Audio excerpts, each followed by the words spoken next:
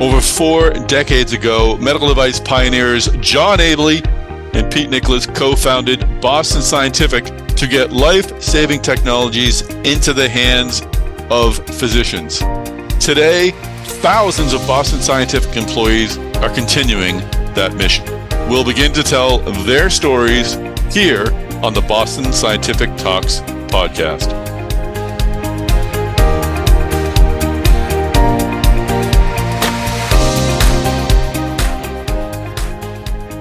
Hi, everybody. This is Tom Salemi of Device Talks. I'm very happy to be bringing you this episode of the Boston Scientific Talks podcast. It was my great pleasure and my great honor to speak with Boston Scientific's co-founder, John Abele. You might have heard John Abele's name at the top of the podcast. Yes, that John Abele. He and Pete Nicholas co-founded Boston Scientific almost over 40 years ago. And we'll learn a lot about Boston Scientific's origins, about how he was inspired to join or help create, rather, the medical device industry, what drove him there. He's got a very personal origin story there, and how he came to partner up, and it was a partnership, as he'll explain, with Pete Nicholas to create one of the medical device industry's premier companies. So we covered lots of territory from the early days of medtech, from the early days of Boston Scientific, to what he is doing in the future. He's got some great advice for folks as to how to remain engaged and to keep working on important, meaningful things. So once again, thank you to John Abele for taking the time to share your stories with us on the Boston Scientific Talks podcast. It's my great pleasure to bring you this conversation. Well, before we begin this interview with John Abele, I want to introduce our sponsor, Zeus Inc. I'm here with Josh Ridley. Josh is Senior Global Account Manager at Zeus. Josh, would you take a minute and tell us about Zeus?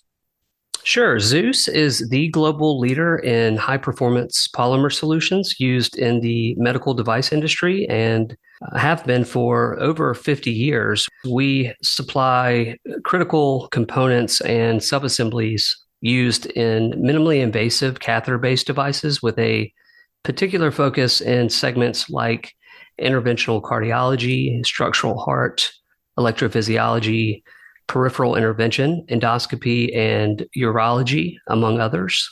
Our mission is to provide solutions that enable innovation and enhance lives. And that's exactly what our products do: enable high-performance, next-generation medical device technology that delivers meaningful innovation and ultimately improves patient care. Thanks, Josh. We'll hear more about Zeus a little later in the podcast. If you'd like to find out more information right now, go to its website, zeusinc.com. We'll also have a link in the show notes that'll take you right to the page. So once you can go to zeusinc.com or check out the episode show notes. Now let's begin this conversation with John Abele, co-founder of Boston Scientific. Well, John Abele, welcome to the podcast. Thank you. Great to have you here. Looking forward to really delving into the origin story of Boston Scientific and also delving into what you've been doing since you've become less involved with the company. But we always like to start these interviews understanding what drew folks to the medtech industry. I'd love an answer to that question from you. But in addition, I'd love you just to give me a sense of what the medtech industry was like when you first joined. Well, happy to do so. When I was a young kid, this is the early 40s, I came down with something called osteomyelitis, which is a staph infection of my hip.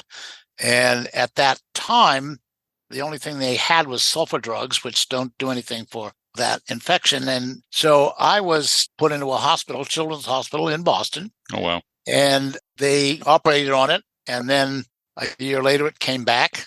So I would go through being in the hospital for a month or two and being in a head-to-toe cast, and then finally a wheelchair, and then finally crutches.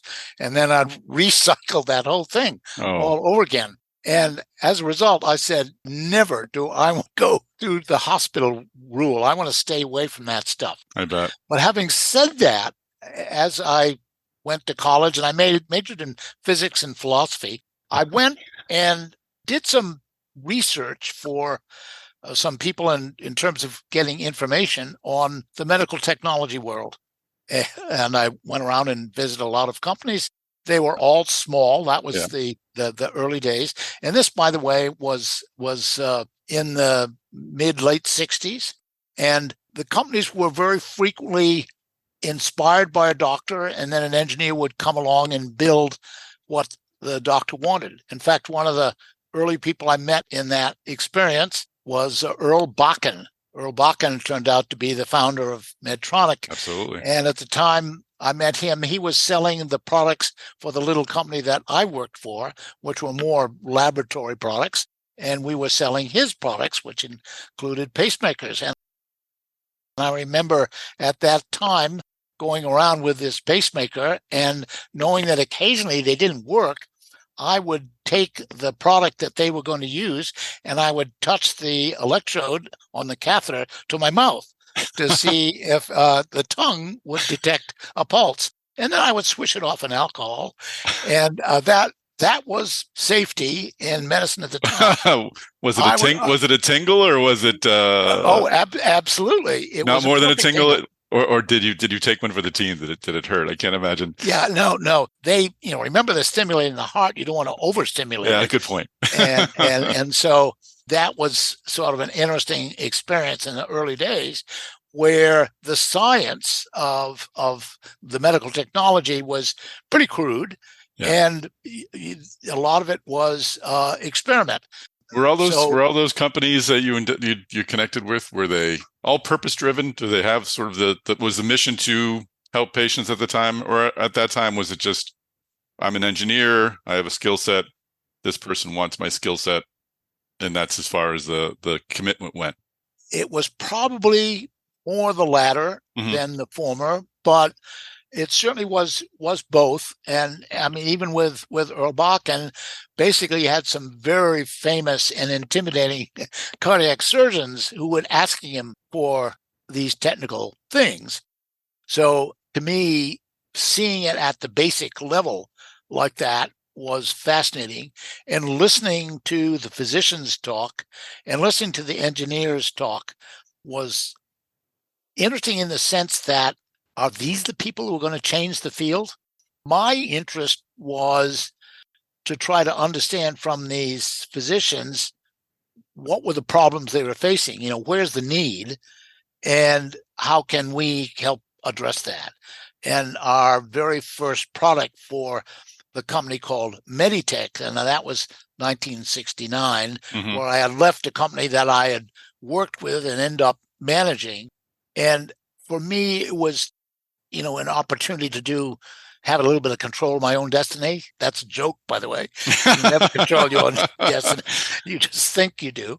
That's a good lesson right there. Somebody is always your boss. It's just, sometimes it's a group of people, but recognizing that, and also recognizing there were going to be platforms that would have a bigger influence on the business than just a simple product.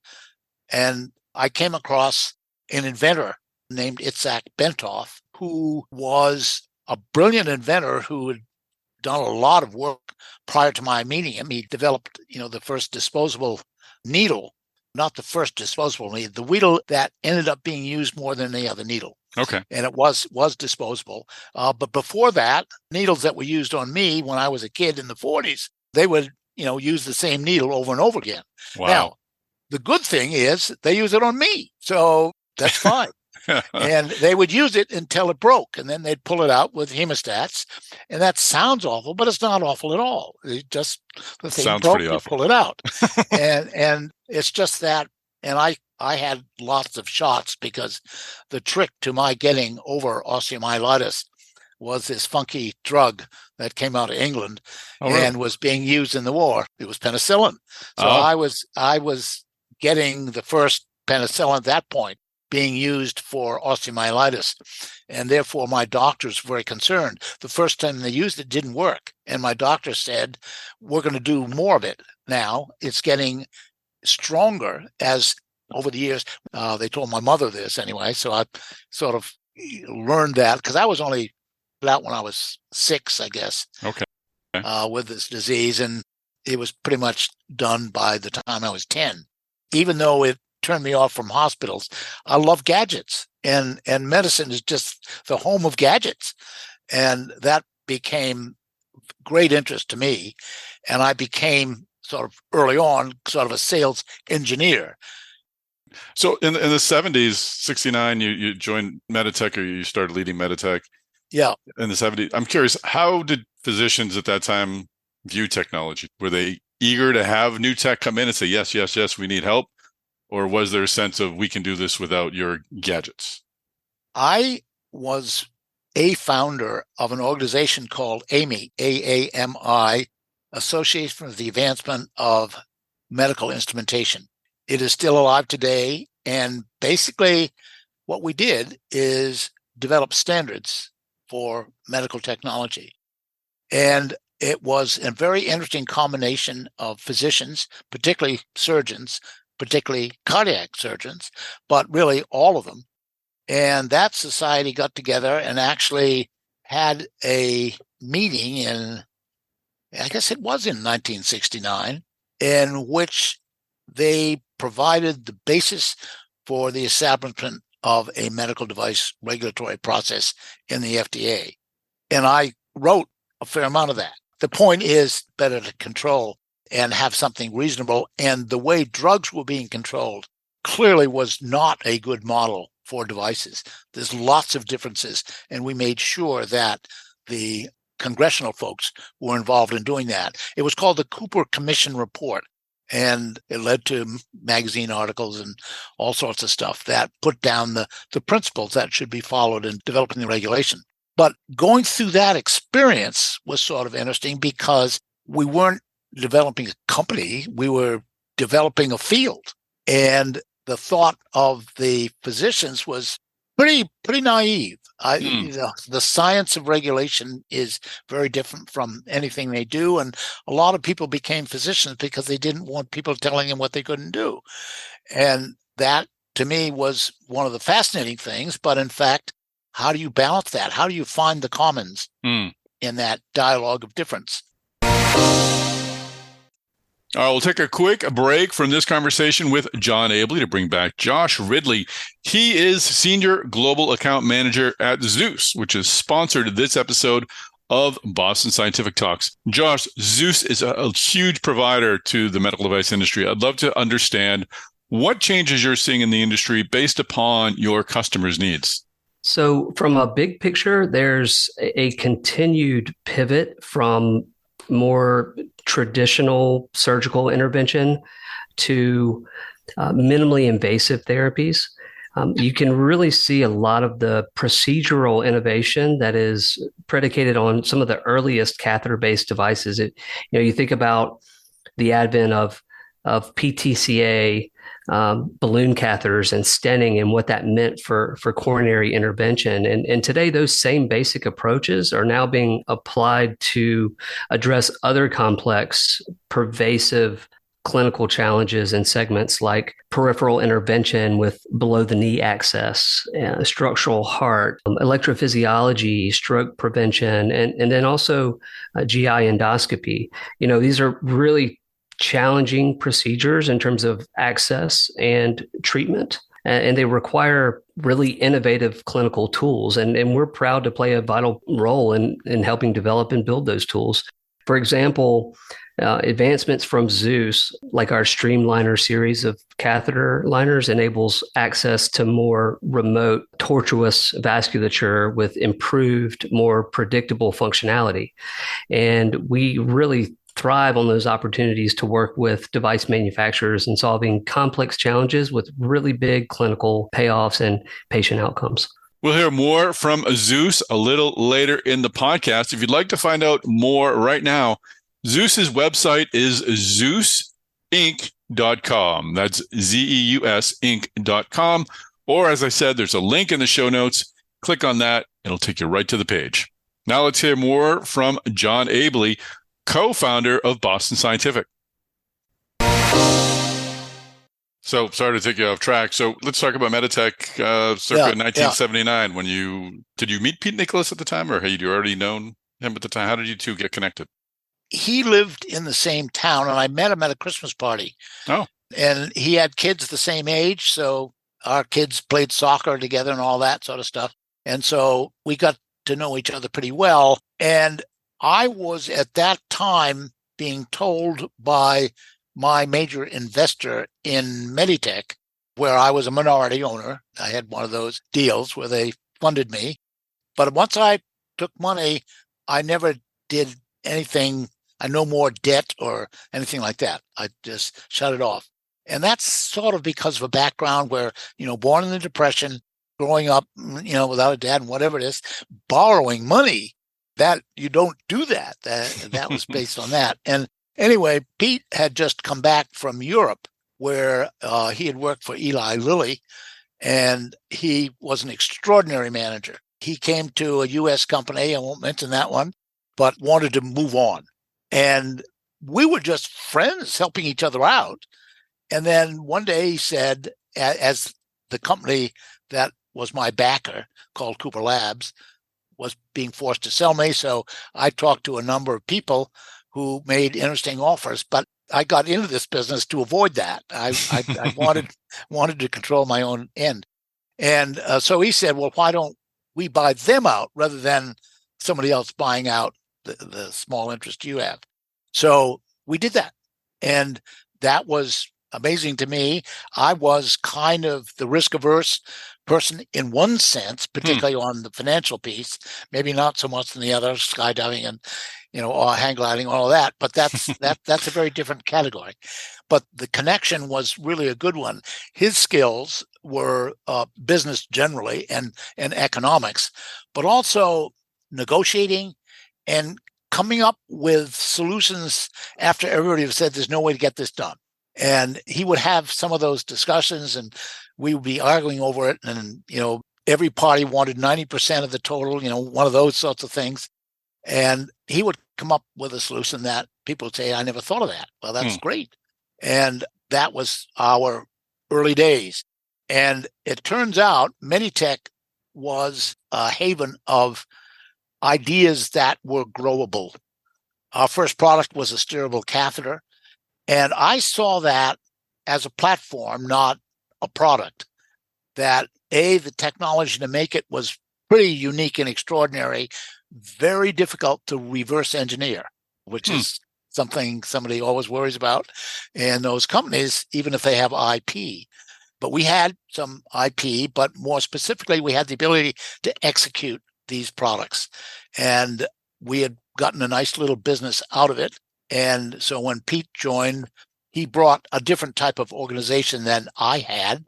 And that turned out to be a good decision. Number one, rather than having one company sell to many fields, because the technology was very valuable to many different fields and variations of it. The idea of being able to go inside the body and do diagnosis, and then, hey, while we're there, why don't we fix the problem? Because you have a tool in a steerable catheter that not only has a tube leading to that place, but you can move it around, and you have all sorts of tools that you can make out of wire and so forth, little baskets and so forth. So you can expand, and that was true with balloons. You could expand, you could occlude, you could remove. Wow. It was really sort of having a Swiss Army knife inside the body. And the only option before that would it be open surgery? There was no other way of getting in there and making changes? No, actually not. Okay. Ours was more dramatic, but in fact, urologists had been doing, if you wish, less invasive medicine for a long time. They had endoscopes. They were pretty crude at the time. It was very limited in terms of what they could do. But surgeons generally were very much opposed to the idea of using catheters. They would tell us that that's very dangerous and it's immoral and unethical and all this sort of stuff. Wow. But I took a different look at it, the way I viewed it at least. And I think Pete was the same. We thought the surgeons would be the ones who would change and really create this revolution.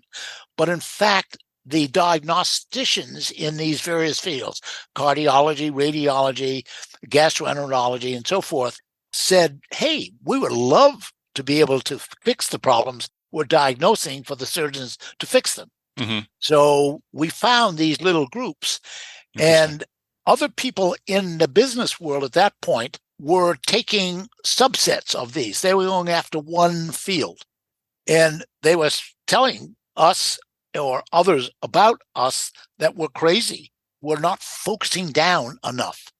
Well, we increased the focus down by setting, multiple small companies with a common financial and management base.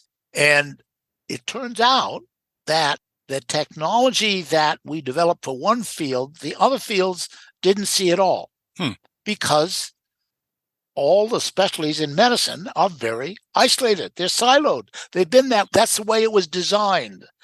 We took advantage of that. Now, it was sort of inadvertently that we did it, but we could take one technology, and now rather than one market, we could have 4 markets, because variations of that same technology would have a lot of value for each of these specialties that were beginning to use catheters, and we would help them learn. And that's when we learned that the real key here is, how do you get the market to accept these new ideas? Because the system is evolved around peer review as the most reliable way of developing accurate answers to new science questions. And I saw that as a bit of an opportunity. Let's create a soft landing for these folks so that they'll remember when it does change that it will benefit them as well as others, and give them an option to become a surgeon who does surgery with less risk, trauma, cost, and time. And that was kind of the rule that we were after. How close were you to not doing something with Pete Nicholas? You mentioned being risk averse. I'm kind of risk averse when it comes to business as well.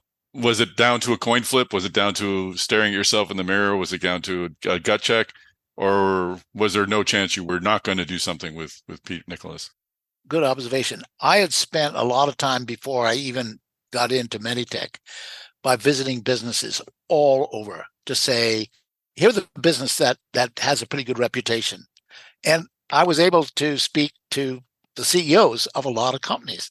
Lucky combinations, but to get in the door usually is pretty tricky. And as a result, I found a lot of these common things that everybody will ask in order to protect the company from going south. And when I met Pete, first of all, we'd talk for hours and hours generally before we even thought of working together, and months. And then he came up with the idea, what if we buy them? And at that point, I said, well, being a partner is a bit different than the way we're talking now. And it was something I talked with his wife, because, the way the family is run, so to speak, is an indication of how they may run a business.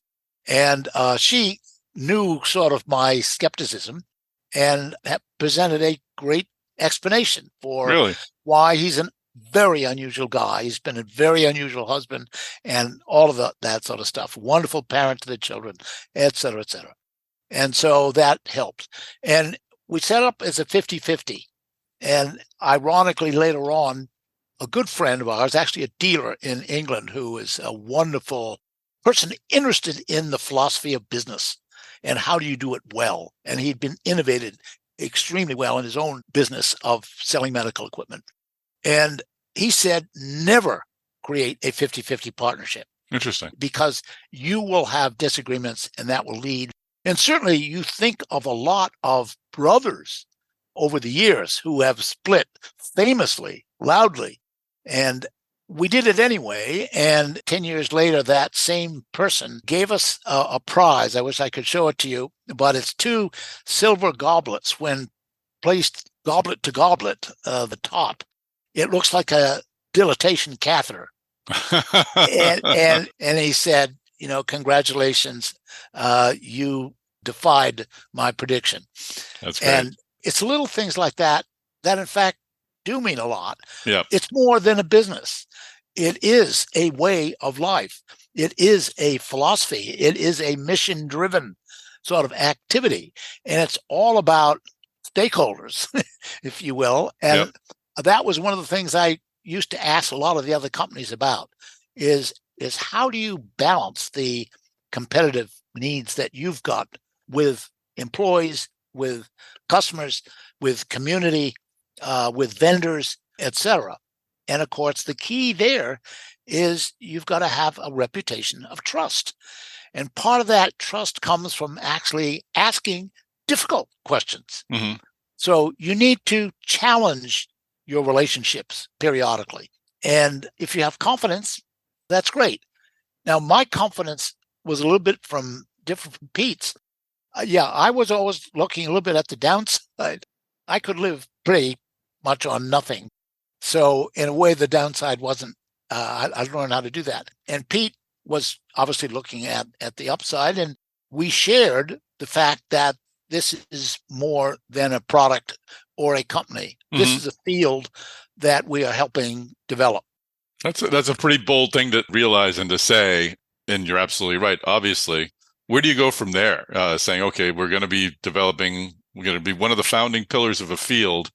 Do you set forth a 10-year plan? This is what we're going to do. Do you just kind of feel around? How did you go about building that pillar and creating the culture you wanted to create at Boston Scientific? Or was it still Meditech at the time?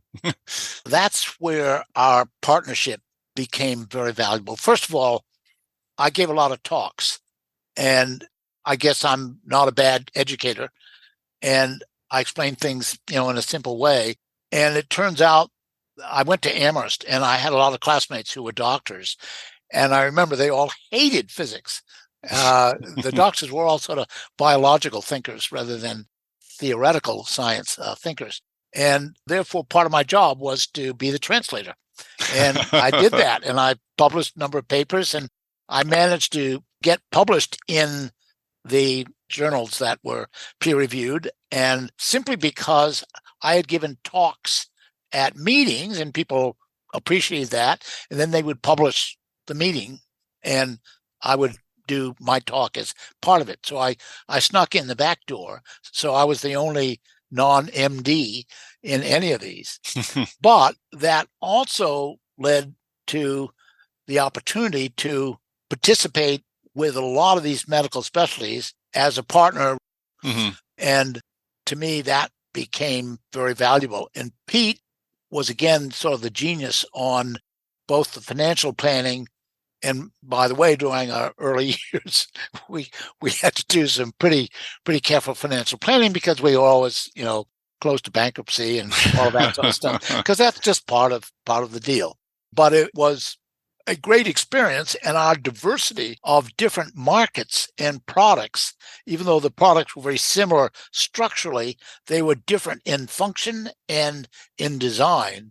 And when one particular field would drop its interest in a particular product, another one would pick it up.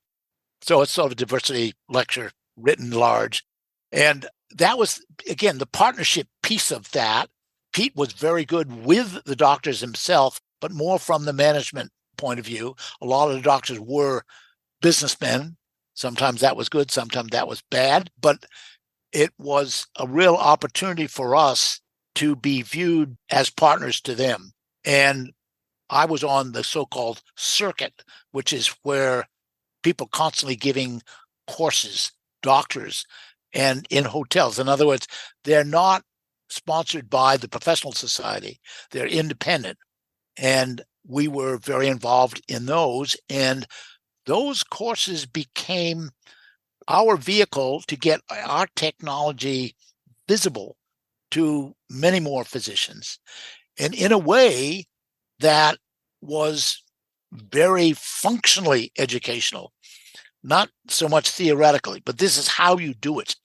And we would have people who were the early adopters in these fields give talks. And we weren't running the meeting. It was run by a physician and a hospital, usually. The establishment physicians would frequently participate, but without control. And that's the difference from the professional society, where you go to those meetings and it's very strict on what gets accepted and what doesn't get accepted. And if it's going to be really challenging, then they tend to slow it down. How about internally? What were you trying to do internally at Boston Scientific to develop a company? Were you satisfied with having one platform and saying, okay, this is the horse we're going to ride? Or did you both have a vision like we want a whole herd of horses? We want to build this into something big. The goal we both had is we wanted to really create a sustainable enterprise that was going to have an impact on the field. That was it. We were not satisfied with the steerable catheter. The steerable catheter was the platform that allowed us to go to many other areas. Our job as responsible producers was to make sure they understand how it might fail. All right, well, this is our final message from our episode sponsor, Zeus. Here again, I'm speaking with Josh Ridley. He's Senior Global Account Manager at Zeus. Josh, as I said, Zeus is a huge provider in the medical device industry. How do customers typically engage with Zeus? So we think it's absolutely critical that we engage both early and often with our customers. They face a very unique set of challenges that require creative solutions. And we have a history of close, consultative, technical engagement. We are very intentional about that level of engagement from the ideation stage through proof of concept, rapid prototype development, and then scaling that as we move into product launch and ultimately commercialization. And while this industry is all about speed to market, there is a balance to strike in terms of taking a disciplined, somewhat deliberate approach to ensure that design inputs are identified, well vetted, and considered along the way. We have a very strong technical team in place globally, which includes a dedicated team of field application engineers who work very closely with our customers and are readily available and accessible to engage in those discussions around device design and development. And those teams globally are also backed up by research and development and innovation centers, a very robust network of manufacturing facilities that have redundant capabilities, including, very importantly, vertical integration capabilities, which are specific to contract design and manufacturing. So when you think about extending that type of value chain to our customers, it really offers a unique ability to bring next generation products to our customers and then in turn enable their efforts in bringing new devices to market and to their patients. All right, fantastic. Thank you, Josh Ridley, Senior Global Account Manager at Zeus, for joining us on the podcast. Thank you, Zeus, for sponsoring this episode of Boston Scientific Talks. Once again, if you want to find out more information about Zeus, its website is zeusinc.com, but we have a time saver for you. Just go to the show notes on your podcast player. We'll have the link there. That'll take you right to Zeus's page. Now let's get back into our final segment with John Abele, co-founder of Boston Scientific.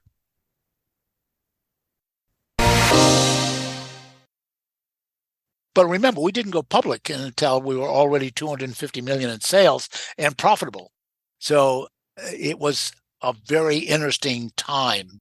We went public because we had an investor, Abbott Laboratories, had a minority ownership with us, with a interesting clause in our agreement that said 9 years later, they would have an opportunity to buy the rest.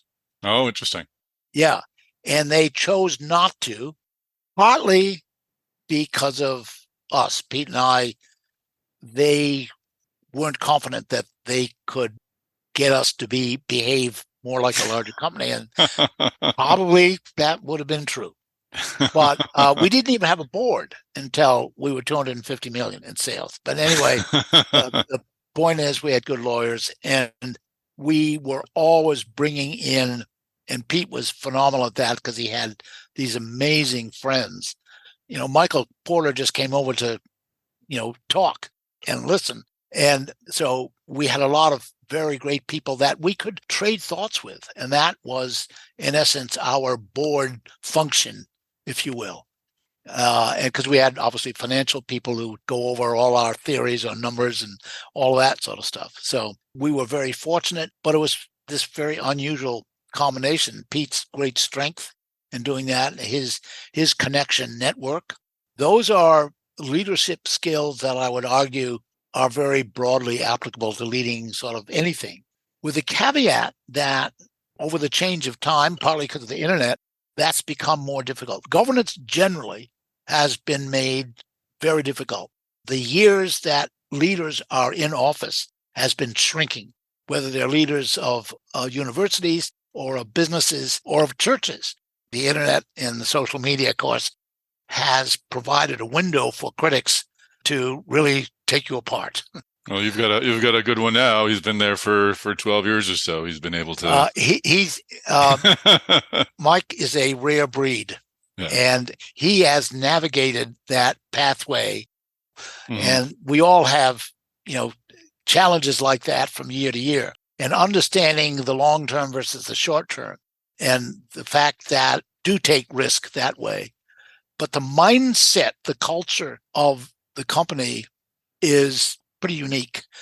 And that, to me, has been, in my mind, the thing that I admire the most. I think Pete and I started it, but there was a lot of pressure to lose it at one point. We had some leaders who weren't quite up to it, and we came through that. And Mike has brought that back very, very well because of his understanding. He's a younger CEO than many for companies of this size, but he really understands the dynamic of Gen Z and millennials and so forth. So what was the company like in 1991 when it went public? Was it still very much an engineering shop that just had $250 million in revenue? Was it a business at that time with operational leaders who maybe have never designed anything or never cut into anyone or just were sort of business folks? Well, it was basically about 5 companies. Okay. And that's why a lot of people thought we were much smaller than we actually were, because they were seeing one of our businesses. But we were each one was a business that I would say was focused in modern ways. The business schools would like it, even though I'm, quite cynical. You can go over a borderline on those things. But we were able to achieve some of the long-term goals. So in addition to the actual IP that we had a pretty powerful reputational IP, if you will, that gave us access to not just the leading physicians, but the people who were going to become the leading physicians. I used to say the problem with bringing on a leading physician is that they're already rich and famous. Therefore, one of their bigger risks is losing out, having something go bad and getting embarrassed. We're saying, let's find the people who are going to become the leaders. They have every reason to work very hard in this cause. And people laughed and said, well, how do you do that? And I said, it's not hard at all. You do a social map. You ask a lot of people, both the famous ones and the non-famous ones, who do they respect? Who do they trust? And why? Are their strengths technical? Are they good communicators? Are they broad thinkers or narrow? Do they think entrepreneurially, even in a medical sense, and so forth? From that point, I've talked to folks at Medtronic. I know around this time, 1992, they were bringing in kind of their first crop of MBAs to sort of build, I think, a more business structure. How did you go about building the structure at Boston Scientific? What are the qualities of the culture that you were looking to develop? Yeah, the choice of who we hired, we would frequently work with companies. It depends on the job, whether we're talking about accounting or marketing or sales or research, whatever it might be, and or manufacturing, because that was always a tricky one. A lot of companies get into these businesses, but they can't scale very well. And of course, that whole art, if you will, of medical manufacturing is one that takes a while to really learn how to do well. But borrowed, if you will, from certain companies. We may have taken too many from one or two companies who would certainly remind us of that place. But our idea was we want people who do already have the right culture. And we want to have people who are interested in innovation and understand what it means. Invention is different from innovation. Innovation is really on the implementation side of great new ideas. And the implementation side is not so much the technical piece, although it's technical structurally, business-wise, the business model, if you will.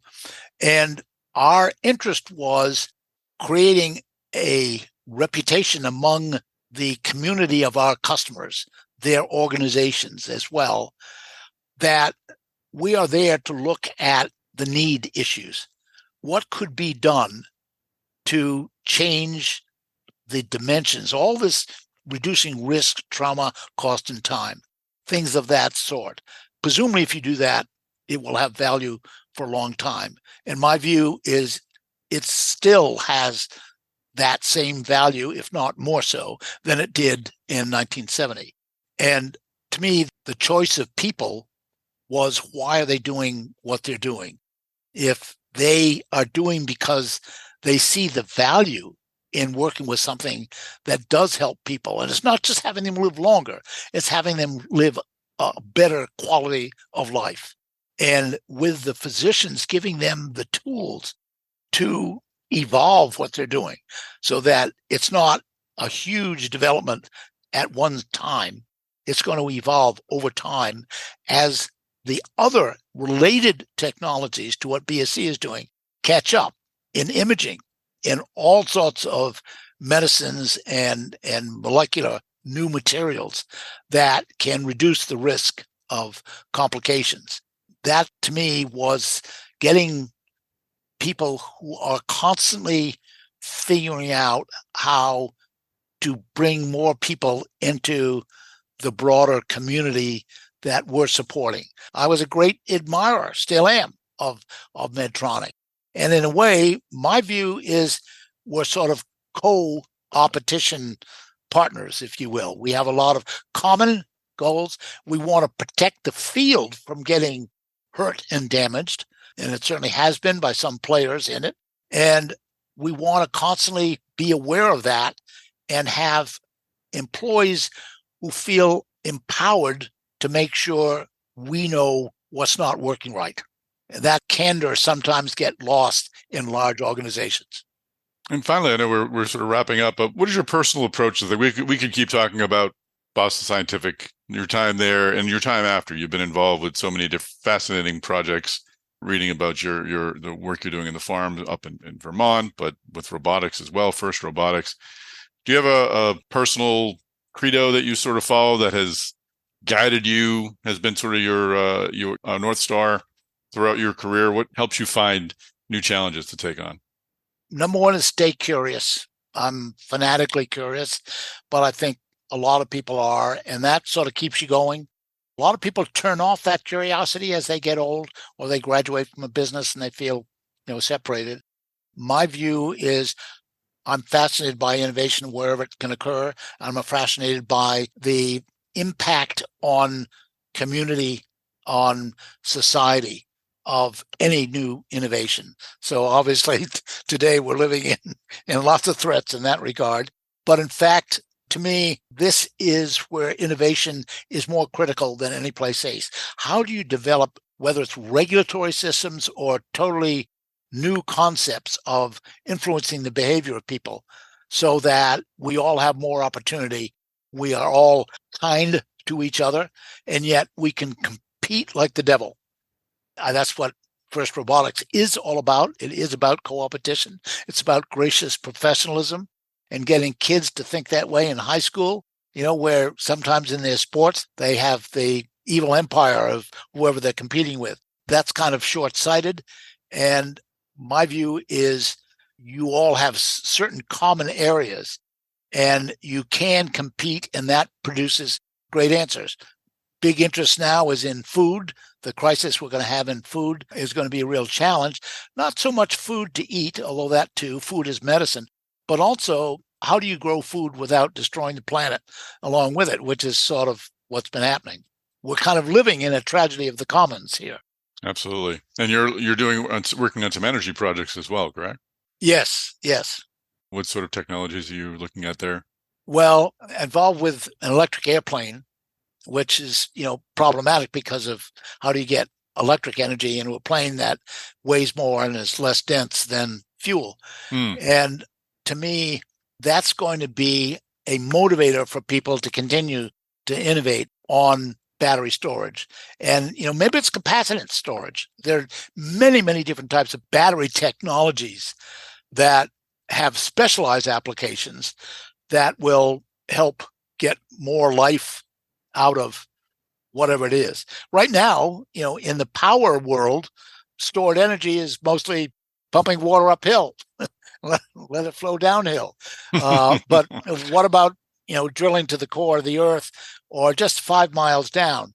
I know 5 miles sounds like a big distance, but in fact, that has been drilled today by oil drilling rigs. And then coming out of MIT, which uses a very interesting technology to drill fast and less expensively in theory.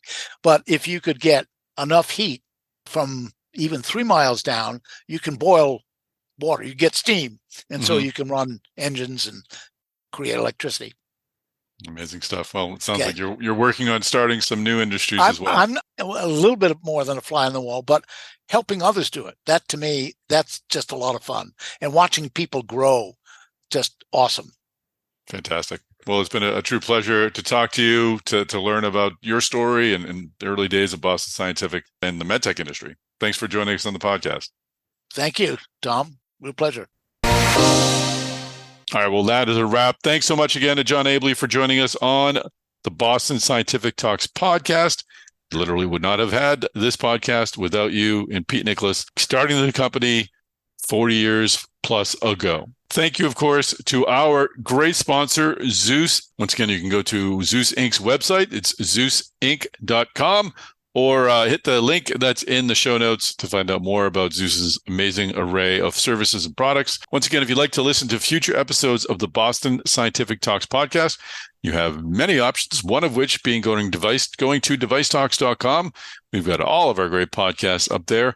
Or you can subscribe to the Device Talks Podcast Network, and you'll have future episodes of the Boston Scientific Talks podcast, as well as our other great podcasts sent directly to you. So make sure you subscribe, follow, or like to the Device Talks Podcast Network. And please do us a favor and share this episode of the Boston Scientific Talks podcast with your friends and colleagues and followers on LinkedIn and on Twitter. It'd be great to get the word out. When you do, please tag me, tag Boston Scientific. And while you're at it, connect with me. I'd love to be part of your future medtech conversations. All right. Well, once again, that is a wrap. Thank you, John Abele, for taking the time to share your stories. Thank you, Boston Scientific Talks podcast listeners, for joining us. And we're working on another great episode. We'll have that for you in just a couple of weeks.